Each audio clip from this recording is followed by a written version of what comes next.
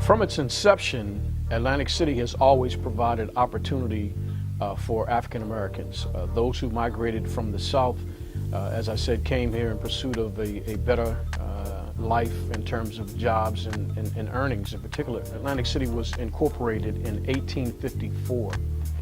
At that time, amongst its residency was a significant percentage of African Americans who came primarily from the South in pursuit of jobs and better opportunities.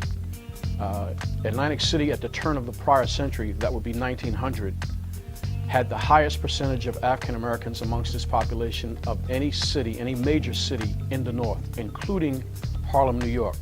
25% of Atlantic City's population in 1900 were African Americans.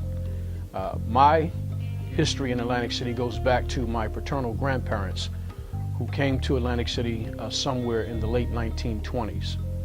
My grandfather would enter the trucking business as well, and by the 1940s had a fleet of 3 trucks and 5 people on his payroll.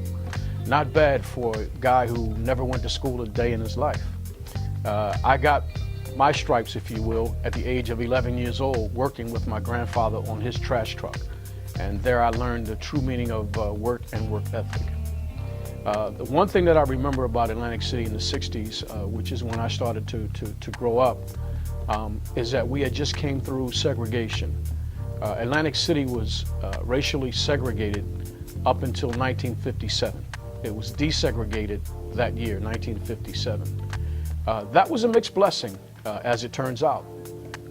In the 40s, there was a publication called the Board of Trade, which put out an annual magazine listing the names and addresses of all African American owned businesses in the city of Atlantic City, and there were well over 300. That's right, I didn't make a mistake, there were well over 300.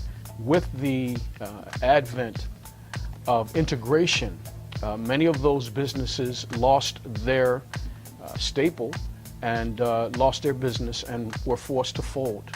And so tragically today, you probably can count the number of legitimate African American owned businesses on your 2 hands. So in one sense, we've come a long way with respect to integration, but in another way, we've backslid, if you will, and regressed.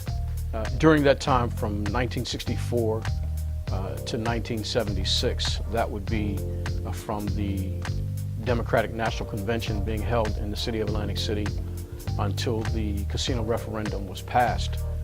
Those were very lean years for the city of Atlantic City and very trying times for the entire community, particularly the African American community.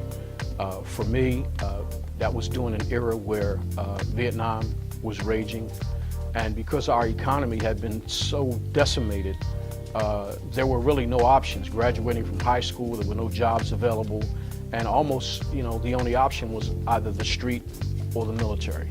Collectively, it was a very trying time for people my age, particularly the African American community during that time.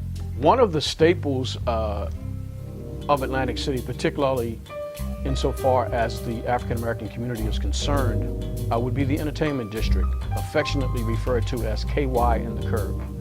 I don't know how it got that name, but it certainly is one that has endured and been endearing down through the years. In the 60s, when I was a teenager and just started hanging out, we used to just go downtown to KY and the Curb and just hang out on the corners and watch the celebrities literally walk right past us. It was like pageantry every weekend, and it was just a place to go to be entertained and to be seen. And so for those of us who had the fortunate luck to have been exposed to that kind of celebrity is very endearing and something that I treasure and will never forget. And I wish that we could get back to those days.